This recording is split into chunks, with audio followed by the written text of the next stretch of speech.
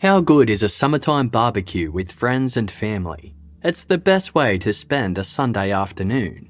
And if you're like me, there's nothing better than cooking up everyone's favourites on the barbie.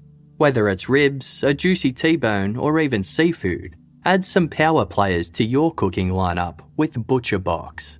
ButcherBox ships a curated selection of high-quality meat to your home with free shipping for the continental US.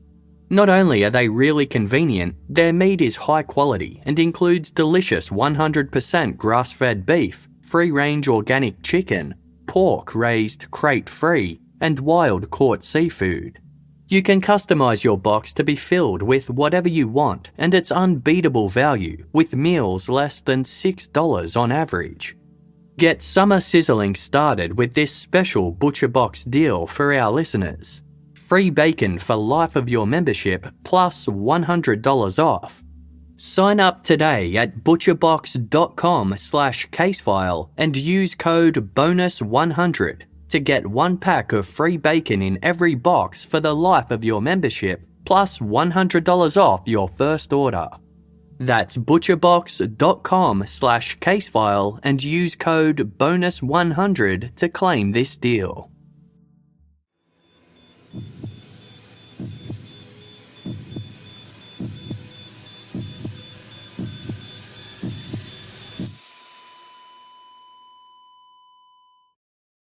Our episodes deal with serious and often distressing incidents. If you feel at any time you need support, please contact your local crisis centre. For suggested phone numbers for confidential support, please see the show notes for this episode on your app or on our website. Due to the nature of this crime, Casefile has elected to change the names of some individuals featured in this episode. In 1992, newlyweds John and Lisa Schneeberger were living a charmed life together in the small farming community of Kipling, Saskatchewan. John was one of just 2 doctors in Kipling, and every time Lisa went into town, she was stopped in the street by well-meaning locals who told her how lucky she was to be married to such a wonderful man. She entirely agreed with them. Their relationship hadn't exactly begun in a conventional way. In the fall of 1987, Lisa had been working as a receptionist at a medical clinic in Oxbow, another small town situated roughly 116 kilometres south of Kipling. She met John when he arrived at the clinic to work as a physician. The 26-year-old doctor had only recently relocated to Canada from South Africa, as he'd wanted to escape the political turmoil of his homeland. John Schneeberger quickly became a popular figure at the small clinic, with patients finding him warm and personable.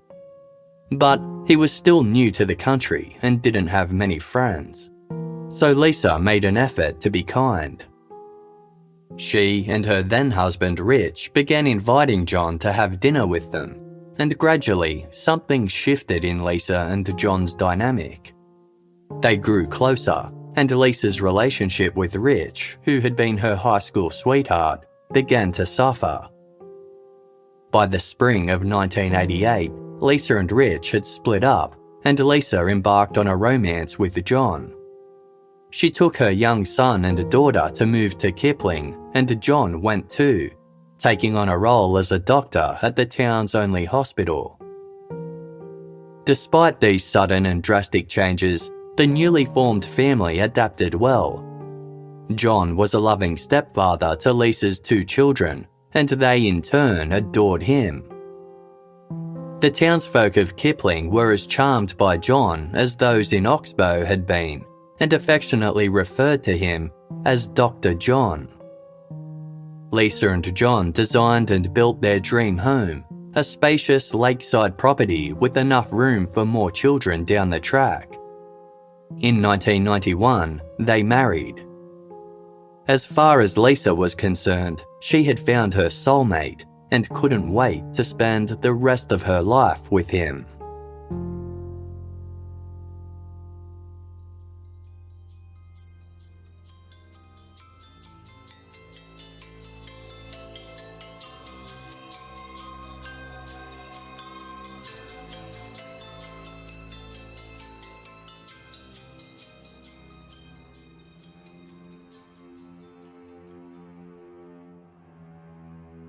On Sunday, November 1, 1992, there was a knock at the Schneebergers' front door. Lisa went to answer it and, to her surprise, saw an officer from the Royal Canadian Mounted Police standing on the stoop. Identifying himself as Detective Hanstra, he asked if he could speak to her husband. Lisa called for John, and the two men stepped into another room to speak privately. Detective Hanstra informed John that he was investigating a very serious allegation. A patient had accused John of sexual assault. 23-year-old Candice Foster had filed a report earlier that morning, alleging that Dr. Schneeberger had drugged and raped her the previous night when she attended the hospital where he worked for treatment. Detective Hanstra had already paid a visit to Kipling Memorial Union Hospital and interviewed the nurses on duty. One confirmed that Candice had arrived in a highly agitated state after getting into an argument with her boyfriend that had turned physical. A nurse had asked Candice if she would like to see Dr. Schneeberger, and she agreed. The doctor gave Candice a sedative that was used to treat severe agitation, and she stayed at the hospital overnight for monitoring. Neither of the two nurses on duty had seen anything suspicious, and both had been frequently bustling in and out of the examination room where Candice was treated. The only other male in the entire hospital that night was a man whose wife was giving birth, and he had been in the delivery suite the entire time. John Schneeberger listened as the detective relayed the accusation against him. When it came time for him to speak, he adamantly denied the allegations, stating, "It wasn't me. I would never have done that."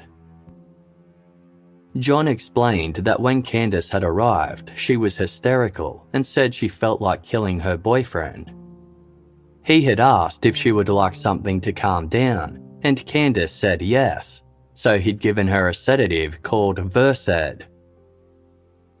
John theorised that perhaps the drug had caused Candice to hallucinate and mistakenly imagine an assault. His description of the night's events were consistent with the nurse's accounts. Traces of Versed had also been found in Candice's system, so it was evident that the doctor was telling the truth about that as well. There was one easy way to get to the bottom of the matter. When Candice had gone to the police, she had brought a pair of underpants with her that she said she'd been wearing the night before. There was a semen stain on them that she insisted belonged to Dr. Schneeberger. Investigators intended to obtain a DNA profile from the stain, and Detective Hanstra asked the doctor if he would be willing to provide a blood sample to compare with the result. Eager to clear his name, Dr. Schneeberger said that he would be more than happy to oblige.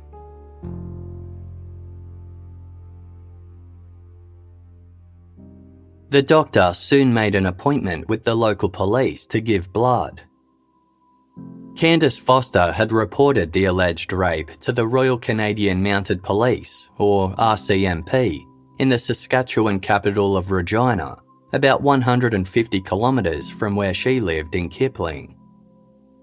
The Regina RCMP had subsequently handballed the case back to Kipling's detachment.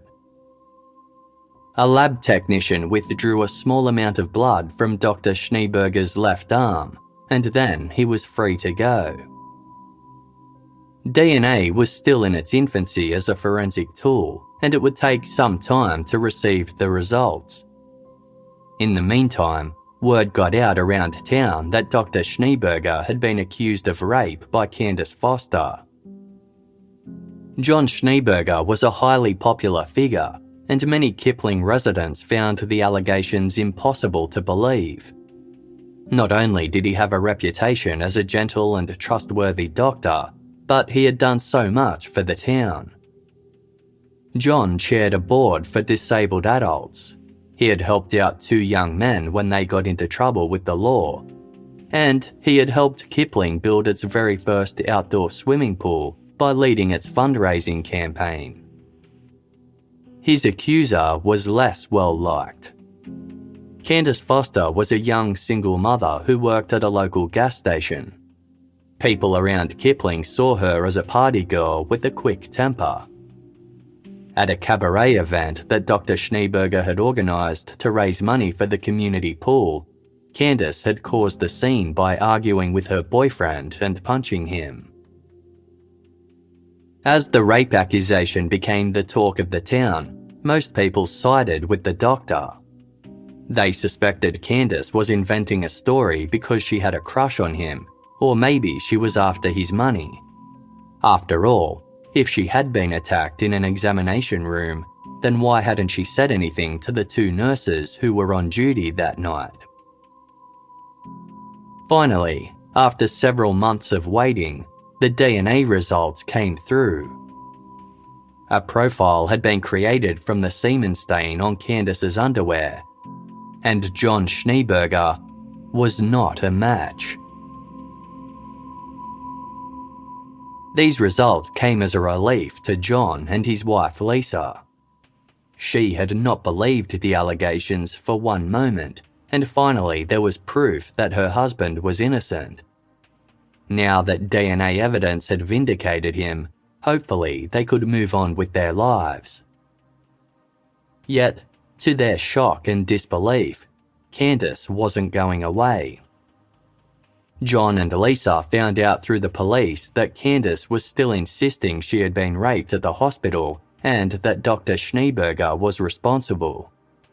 She was demanding that they test his blood a second time. Dr. Schneeberger duly agreed to provide the police with more blood for further testing. Once again, his sample did not match the DNA from the semen stain on Candice's underwear. Dr. Schneeberger was definitively ruled out as a suspect. Because DNA evidence was absolute, the police told Candice there was nothing else they could do, and in 1994, the case file was closed. Lisa couldn't understand what had prompted Candice to target her husband so persistently. She wondered if Candice was infatuated with John and determined to ruin their marriage. Or maybe she was mentally unwell. Whatever the reason, Lisa was furious with her. She knew without a doubt that Candice wasn't the victim. John was. Life went on as normal, with Dr. Schneeberger retaining his good standing in the community. Luckily, most people in the town believed in him wholeheartedly. Candice Foster made the decision to move 150 kilometres away to Regina, so the Schneebergers no longer had to worry about bumping into her down the street. Over the next couple of years, the rape claim faded into the past, and they moved on into their future together. The happy couple had 2 children, with their first daughter born in 1995 and their second in 1996. Life was good and their family was finally complete. But still, the Schneebergers suspected that Candice was lurking about on the fringes of their lives. One day in 1996, a man approached John at work with an entry form for a raffle. He explained that it was part of a radio station contest to win a diamond ring and asked John if he would like to enter. John agreed. He filled out the form, then placed it into the accompanying envelope, licking its adhesive strip before sealing it. The stranger had watched him carefully the entire time. This incident took on a sinister new light when the Schneebergers' cleaner approached them with some information. She knew Candice Foster's parents and had heard that Candice had hired a private investigator to keep digging into John. Lisa was angry that Candice still seemed hell-bent on destroying their lives. From then on, John sealed envelopes by using water from the kitchen tap. telling Lisa, "You can just never be too careful when people are accusing you of things you didn't do." On the afternoon of Friday, April 25, 1997, Lisa Schneeberger was at home when one of her daughters approached with a surprising question. 15-year-old Amy was Lisa's eldest child from her first marriage, and she wanted to know whether she could go and visit her biological father.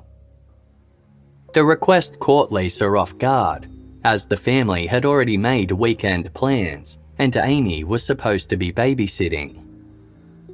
Lisa noticed that Amy's complexion was pale and her expression troubled. She asked her daughter what was wrong. In a halting voice, Amy replied, "Mum, I have something to tell you." She gestured for her mother to come with her and led Lisa to her bedroom. Amy walked over to her bed and pulled back the covers.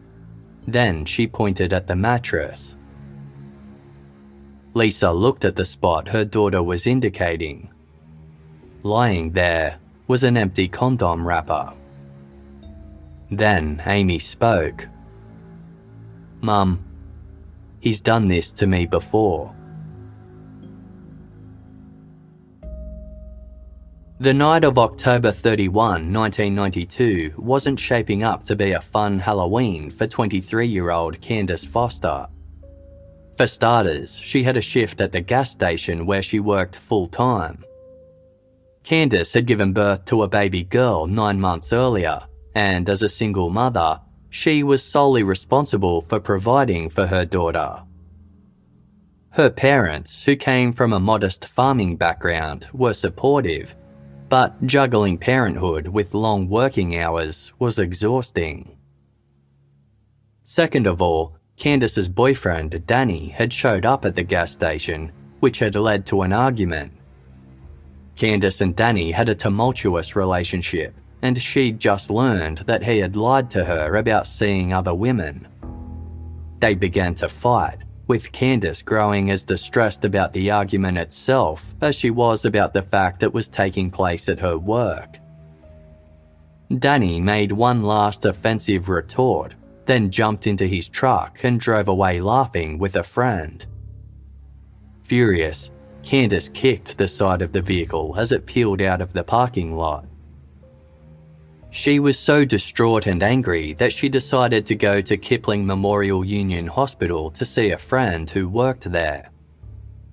Candice hoped that talking through her feelings might help calm her down. She left work early, went home to change, and then drove to the hospital, only to discover her friend wasn't working that night. Noticing how upset Candice was, a nurse asked if she'd like to see a doctor. Candice asked who was on that night. It was Dr. Schneeberger, known locally as Dr. John. Candice liked Dr. Schneeberger. He was young and charming and had been her doctor for more than a year. He had even delivered her daughter 9 months earlier. Candice agreed to see him and was shown to an examination room. Candice's agitation had only increased since arriving at the hospital. When Dr. Schneeberger stepped into the examination room, he found her sobbing. Her face was bright red. He asked what was wrong, and Candice replied, "I'm so mad at Danny that I feel like I could kill him."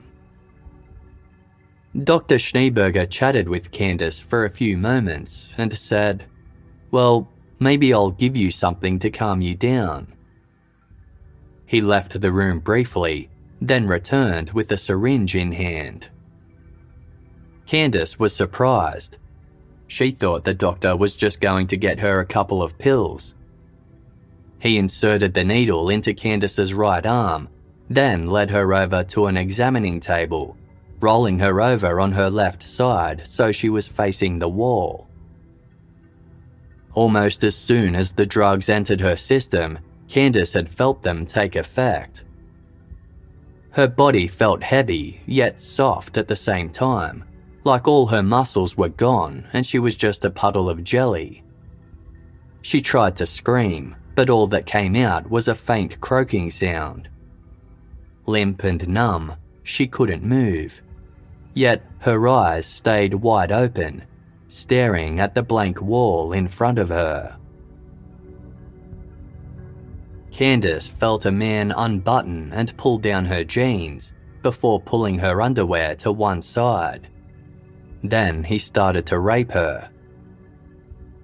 Candice couldn't turn and see who it was. She couldn't call out for help. Desperately, she tried to move her arm. After a few minutes, her attacker stopped and fixed Candice's clothing.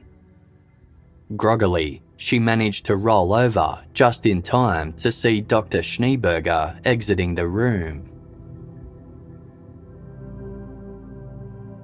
Candice woke the next morning in a hospital bed, feeling lightheaded and strange. Slowly, the events of the previous night came back to her. She hadn't mentioned anything about the attack to the nurses, who had encouraged her to stay at the hospital overnight. Soon, Dr. Schneeberger came in to check on her and take her vitals. As he went to check her pulse, Candice asked him what kind of drug he had given her the night before. "Why?" replied the doctor with a smile. "Did it give you wild dreams?" Then he walked out without answering her question. Candice noticed that her underpants were stained with what appeared to be semen. When she got home, she took them off and placed them inside a Ziploc bag. Having watched a lot of crime shows over the years, she knew she needed to preserve any possible DNA evidence. She would also need to undergo a physical examination. Candice knew she couldn't return to the hospital where Dr. Schneeberger worked, nor did she feel safe reporting the crime to the local police force. So she drove with a friend almost 2 hours west to a hospital in Regina, where she spoke with 2 sexual assault counsellors and a rape kit was collected. Staff at the hospital phoned the police on Candice's behalf. Candice also confided in her parents, who would be 2 of her greatest supporters in the months and years that followed. One look at her face was all they needed to see to realise how traumatised she was.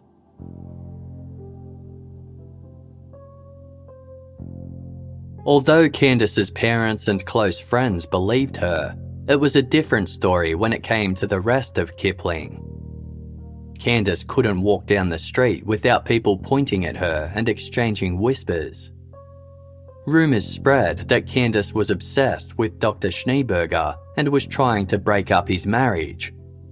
Others speculated that she was a gold digger who was trying to blackmail or sue a wealthy man for cash. Candice stood firm, knowing that when the DNA results from Dr. Schneeberger's blood test arrived, then people would realise she had been telling the truth. After 6 long months, she received a call from a Kipling constable. The DNA wasn't a match. Candice couldn't believe it. "That's impossible," she told the police, before adding that she would get to the bottom of the matter. Candice suspected that the doctor had foiled the DNA test somehow. Maybe he'd figured out a way to switch the vial that contained his blood. The police told her that wasn't possible. An officer had supervised the entire process and nothing suspicious had taken place. Still, Candice was undeterred. For months, she lobbied the police to test the doctor's blood again.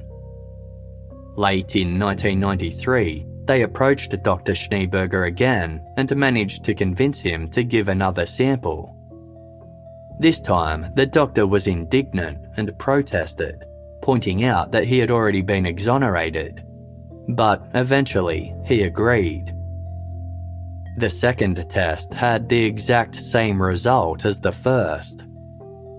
negative.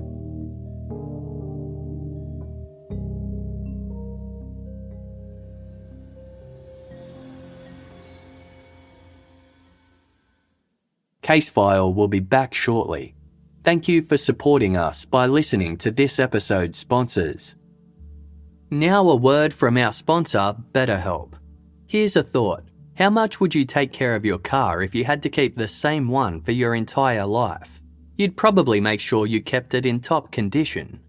Luckily, cars aren't expected to last a lifetime, but our brains are.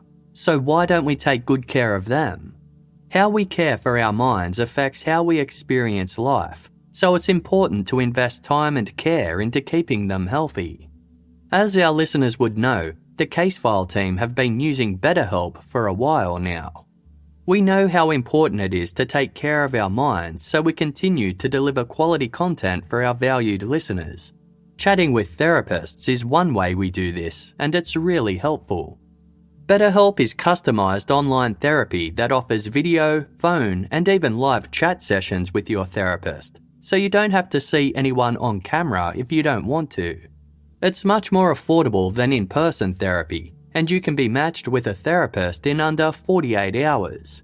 Casefile listeners get 10% off their first month at betterhelp.com/casefile.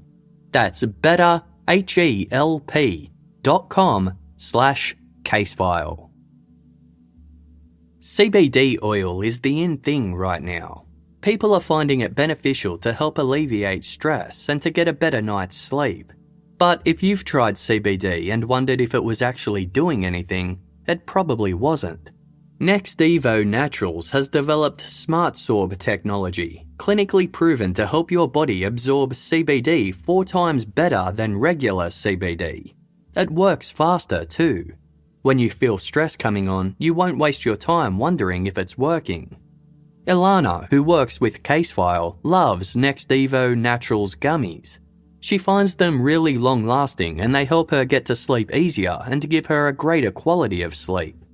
A few days ago, Ilana felt really stressed and took a gummy to help. She felt nearly instant relief and felt calm for the rest of the day. Stop wondering if CBD is right for you. Try NextEvo Naturals capsules, gummies, mints, and topical creams, clinically proven to be better absorbed by your body. Get 25% off your first order of $40 or more at nextevo.com with promo code CASEFILE. That's 25% off at nextevo.com, promo code CASEFILE.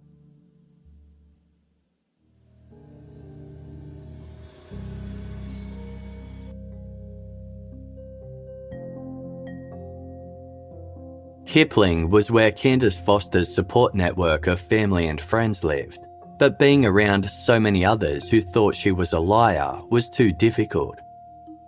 Unable to continue living in the town where people treated her like a pariah, she moved to Regina. Years went by, but she refused to give up her fight. In 1996, she decided to hire a private investigator and ask him to obtain a sample of Dr. Schneeberger's DNA for testing. Larry O'Brien had worked for the RCMP for 25 years before he switched over to private work. He agreed to meet with Candice, and as he listened to her story, he was struck by her strength and matter-of-fact manner. In an episode of the Canadian television program 72 Hours, Larry O'Brien described Candice as one of the most determined people he had ever met. Quote, "Tough as nails if she had to be, and sweet as an angel."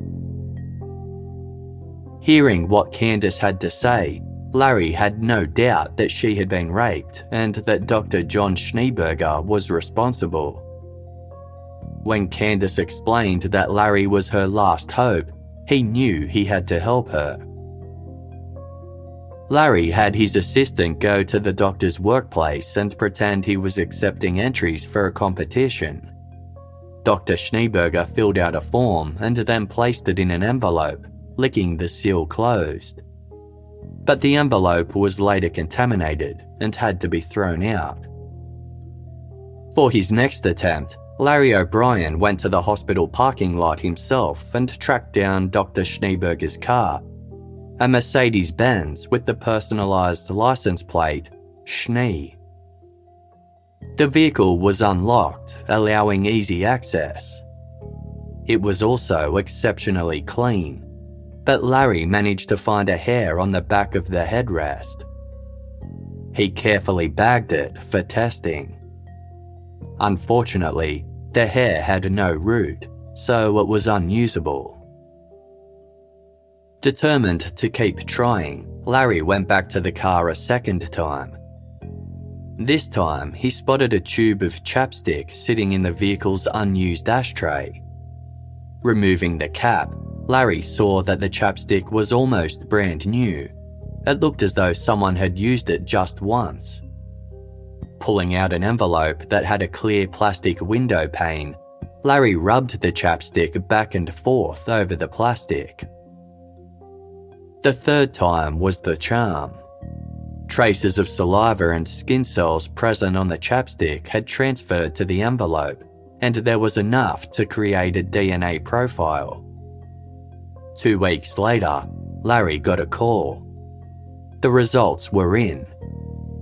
The DNA was a match to the man who had raped Candice. Candice was overjoyed. She knew the results proved that Dr. Schneeberger had raped her. But it was still unclear why the DNA from his blood sample wasn't a match to her rapist's semen as well. Candice and Larry O'Brien believed the doctor had most likely managed to somehow switch the vials containing his blood. They took the results from their private test to law enforcement, hopeful it would finally convince them of Dr. Schneeberger's guilt. Detective Hanstra of the RCMP was intrigued, but told Candice the evidence couldn't be used because it had been obtained illegally. However, it might give them the leverage they needed to convince Dr. Schneeberger to provide yet another blood sample. This time, they would videotape the entire process, as well as watch it closely in person. When confronted with the new evidence, John Schneeberger insisted that the chapstick from the car wasn't his. Nevertheless, he agreed to provide one final sample. On November 20, 1996, Dr. Schneeberger turned up to have his blood taken by the RCMP. A serologist named Jean Roney had been brought in specifically for the task, with Detective Hanstra instructing her to be on the lookout for anything suspicious. A video camera was set up to record the entire thing. As Dr. Schneeberger settled in, Jean Roney asked him to stick out his hand. Blood samples were always taken from a small prick to the index finger. However, Dr. Schneeberger explained that he had a syndrome which caused his fingers to bruise easily. Having damaged fingers was less than ideal for a physician, so he offered to provide a sample from his arm instead. Jean agreed. Dr. Schneeberger rolled up the left sleeve of his yellow sweater so it sat just above his elbow. The vein on the inside of his arm was prominent and should have been easy to take blood from, but Jean struggled to insert the needle. After a couple of attempts, she succeeded and drew a small sample of blood. Dr. Schneeberger was thanked and he left the room. Looking down at the blood, Jean Roney was puzzled. It was a strange colour, very dark with a brownish hue. Looking at the video camera, she said, "The blood doesn't look really kind of fresh. I don't know." The sample was submitted for analysis, but the result wasn't what anyone expected. Dr. Schneeberger's blood was too degraded to detect DNA. Candice Foster was furious and devastated. She had fought for years to have the case reopened, and now it seemed as though she had lost her last chance. As for investigators, they were suspicious. Now they were on the same page as Candice, certain that Dr. Schneeberger had done something to thwart the test, but they had no idea what. Then, in April 1997, they received a phone call from the doctor's wife, Lisa Schneeberger.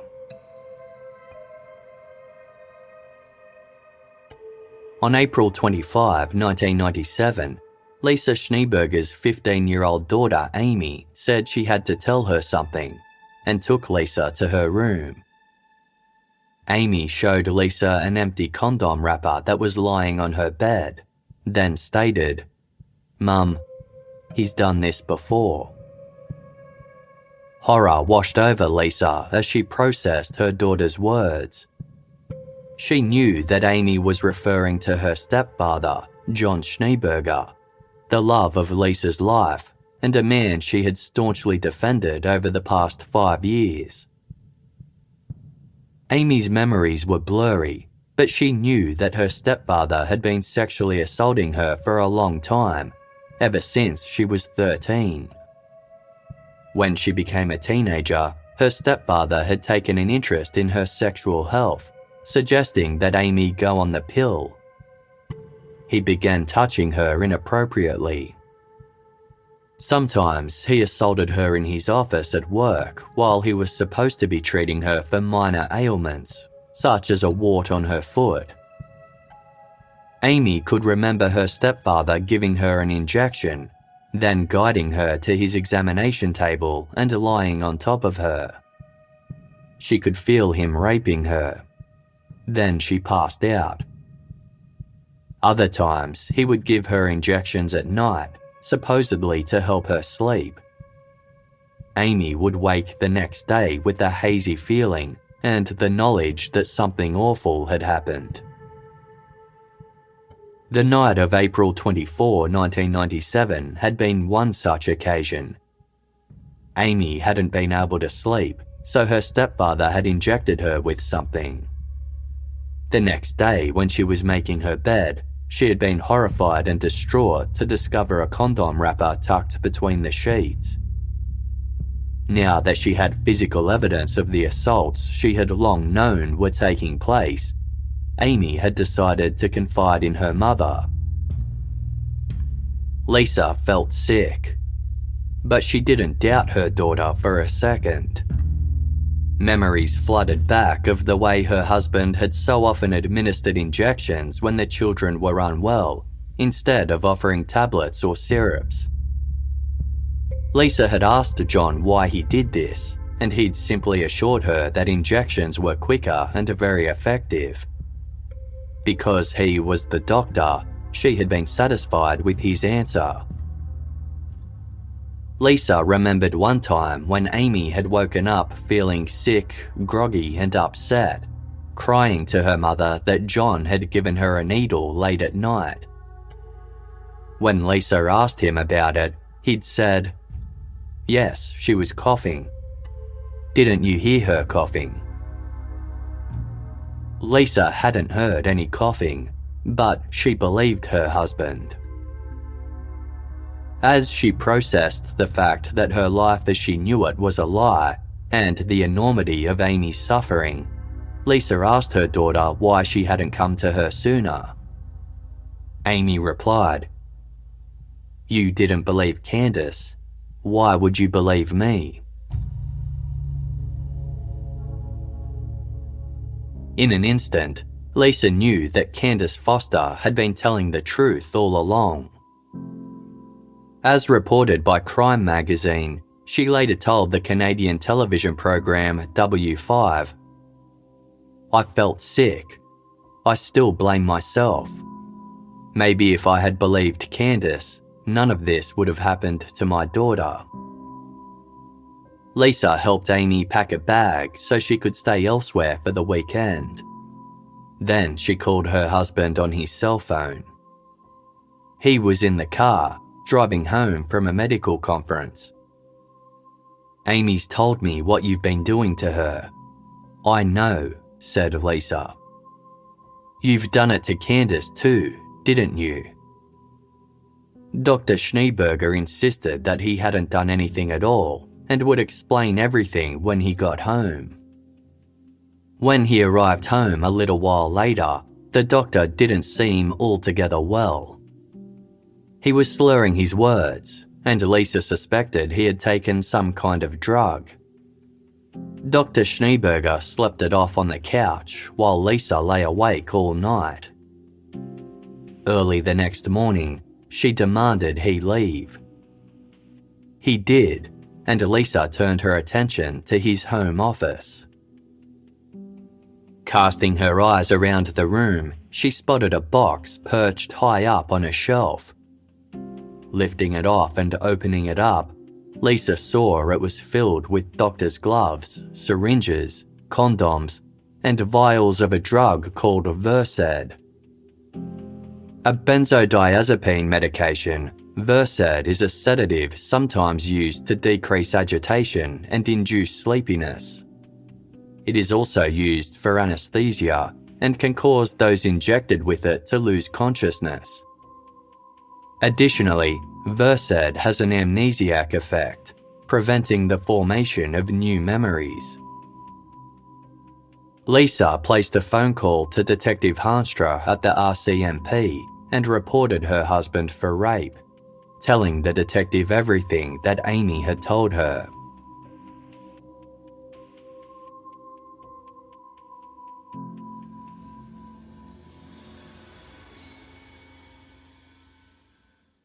Casefile will be back shortly.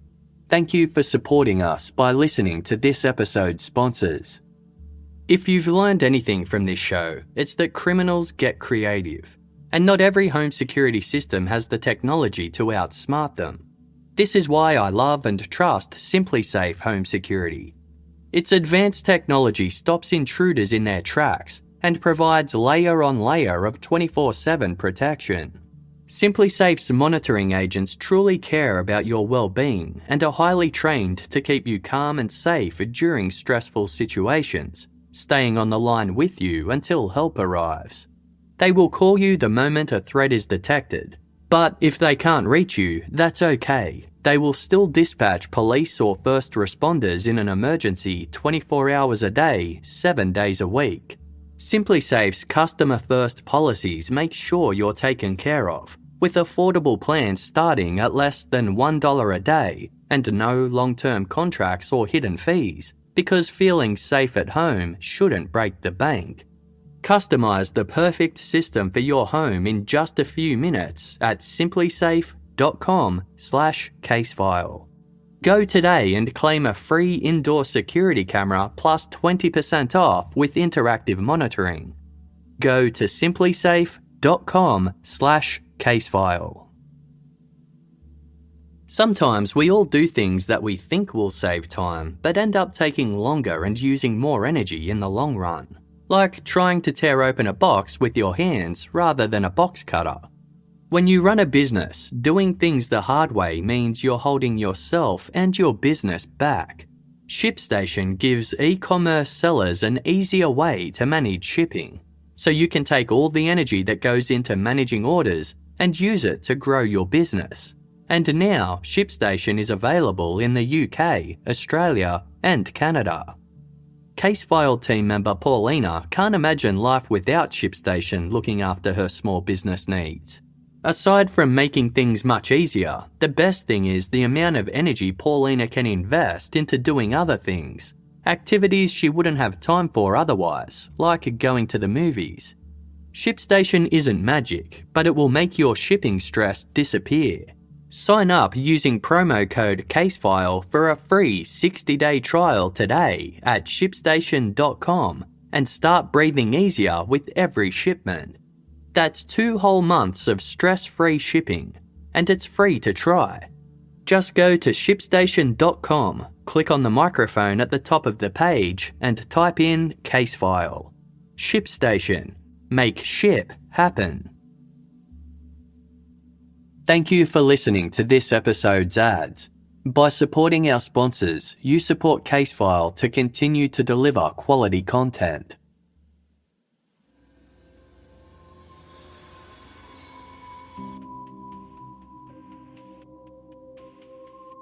When Candice learned that Dr. Schneeberger had been accused of raping his stepdaughter repeatedly over the past 2 years, she burst into tears. Ever since she had been raped by the doctor in 1992, she had been terrified that he would do the same thing to other women.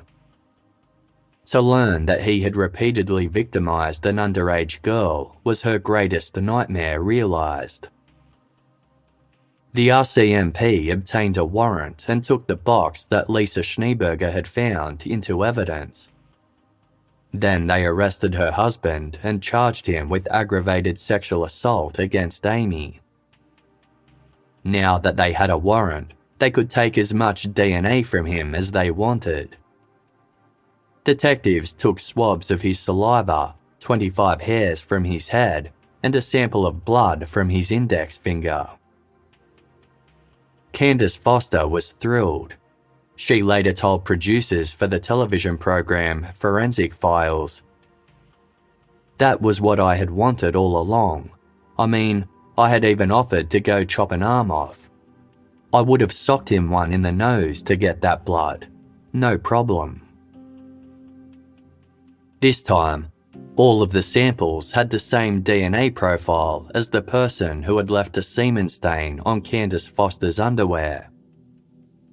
Finally, there was incontrovertible evidence tying Dr. Schneeberger to Candice's case. Despite this, the doctor continued to deny that he raped Candice and denied raping his stepdaughter as well. John Schneeberger claimed that Candice was trying to destroy his wealth and his family by accusing him of rape. She had obtained his semen by breaking into his home, stealing a used condom, and then wiping its contents onto her underwear. Dr. Schneeberger said that he'd realised he was being set up by Candice from the moment she lodged her report. So when the police initially asked for a blood sample, he concocted a scheme to foil the DNA test. 2 weeks after the alleged rape on October 31, 1992, the doctor had an appointment with a young male patient who had a stomach complaint. Under the guise of treating him, Dr. Schneeberger withdrew the patient's blood, deliberately taking more than he needed. Then he placed it in a fridge in his clinic. Hours before he was required to provide his first blood sample on November 16, Dr. Schneeberger took a scalpel and sliced his left upper arm deep into his bicep. Then he took a 15-centimetre long plastic tube that he'd filled with his patient's blood and inserted it into the cut, forcing the tube inside his arm and down to his elbow.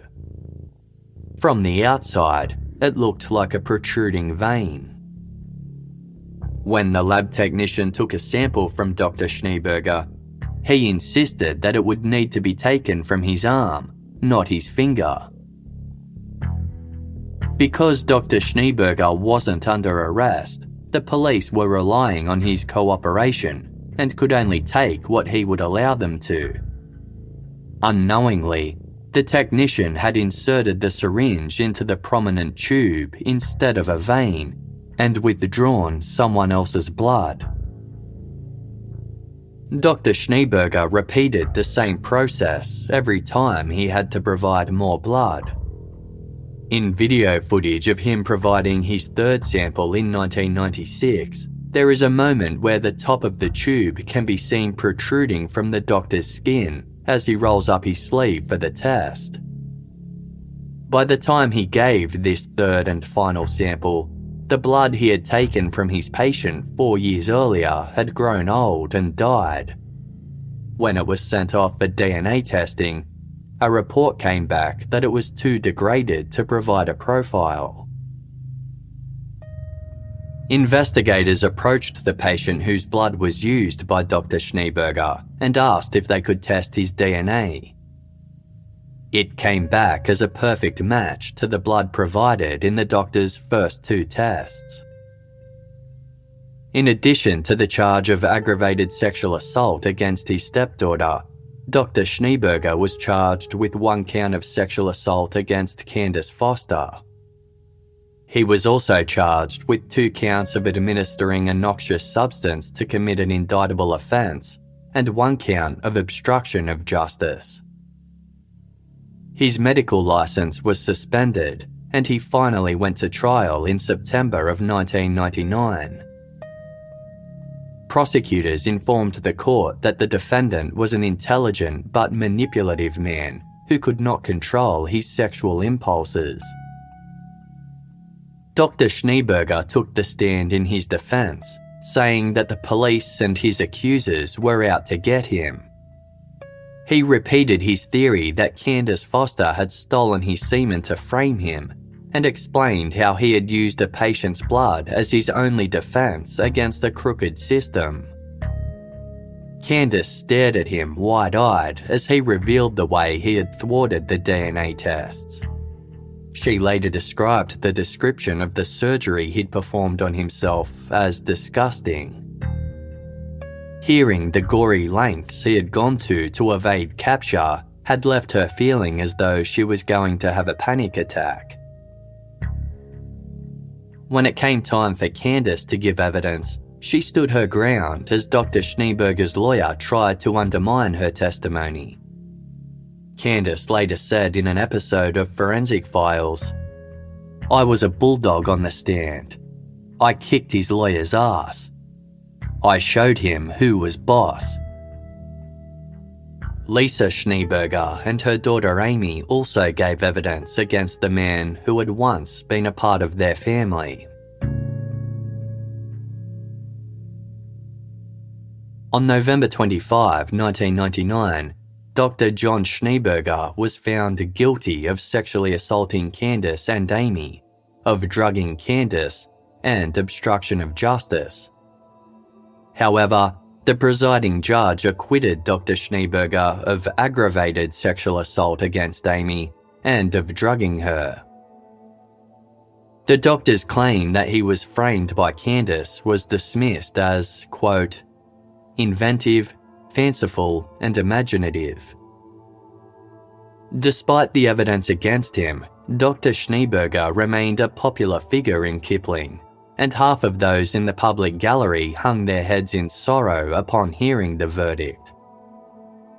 Others, including Candice Foster and her supporters, clapped and cheered, with some people calling out, "Bye, John." Although the charges Dr. Schneeberger was convicted of were enough to result in a life sentence, he was given just 6 years in prison. Upon hearing the length of the sentence, those celebrating his conviction grew quiet and solemn. Candice would later tell the media that the amount of time the doctor had received was shorter than the length she had waited to hear it. Even when John Schneeberger was behind bars, many people throughout Kipling remained convinced that he was innocent. Some speculated that he had been framed by Candice and the RCMP. Candice dismissed Dr. Schneeberger's supporters as disgruntled and ignorant former patients with no understanding of the pain and trauma he had caused. Even though Lisa Schneeberger had publicly supported her husband for years before turning against him, suspicious locals theorised that she had forced her daughter to accuse him of rape. In an interview with the Calgary Herald newspaper, Lisa asked, "What would I have to gain from setting my daughter up to it? I had a husband I adored and a beautiful family. Why would I trade in that for the nightmare I'm living now? The only doubt I have in my mind is what part of our marriage was real." Lisa divorced Dr. Schneeberger and changed her name. Even though the former doctor was now a convicted sexual offender serving time, the courts demanded that Lisa allow him visitation time with their 2 daughters, now aged 5 and 6. Lisa refused, not wanting to take her children to a prison or make them spend time with the man who had raped their older sister. She was issued with a $2,000 fine for ignoring the court's orders and paid it in full. When her struggle came to the public's attention, people rallied around Lisa in support. In April 2001, when she was once again required to take her daughters to see their father, 100 protesters gathered outside the prison on the day of the visit. Lisa's daughters cried as she led them to the interview room, and their obvious distress led to the court-appointed social worker cancelling the meeting at the last minute. Eventually, Dr. Schneeberger agreed to give up his parental rights, and a visitation was no longer required. In 2003, Schneeberger was released on parole after serving 4 years. He moved to Regina, Saskatchewan, the same city where Candice Foster was residing. Speaking to the media, she remarked, "I guess I can't escape him." Stripped of his medical license, John Schneeberger took up work with a demolition crew. But his time in his adopted country was to be short-lived, as a campaign began to revoke his Canadian citizenship as well. John Schneeberger had become a Canadian citizen in 1993, the year after Candice first accused him of rape. His ex-wife Lisa pointed out that if he hadn't cheated a DNA test with a stolen blood sample, then his status as a rapist would have been known when his application was lodged. Consequently, he should have never received citizenship at all. Canadian authorities agreed, and in 2004, the now 43-year-old John Schneeberger lost his citizenship. He had a garage sale to get rid of his belongings, and some friends and supporters threw him a going-away party before he was deported to South Africa in July. Schneeberger moved in with his mother in Durban. He attempted to join the Health Professions Council of South Africa in a bid to work in medicine once again. Just as the council was considering his application, he made the sudden and unexplained decision to withdraw it. In John Schneeberger's homeland, the South African press have dubbed him Dr. Rape. His ex-wife Lisa came to view the man she once believed was her best friend and soulmate as a pathological liar and remorseless predator. Her greatest regret was not believing Candice Foster, and she blamed herself for the abuse that later took place in her home. When Lisa heard that John Schneeberger had finally left Canada, she told the Saskatchewan News Network, quote, "I'm elated. It is such a relief to know he is gone.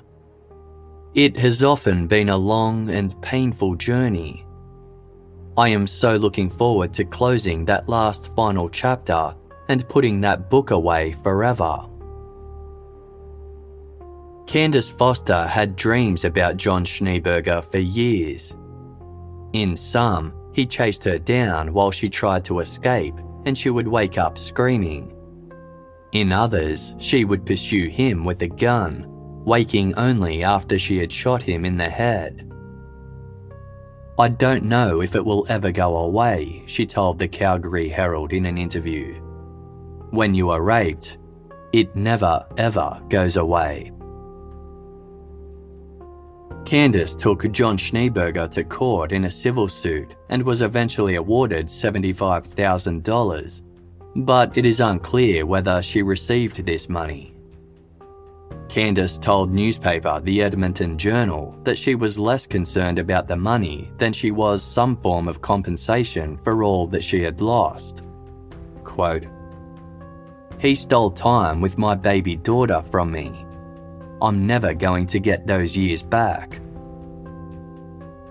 About a decade after her attack, Candice co-wrote a script about the ordeal, which was subsequently made into a film called I Accuse.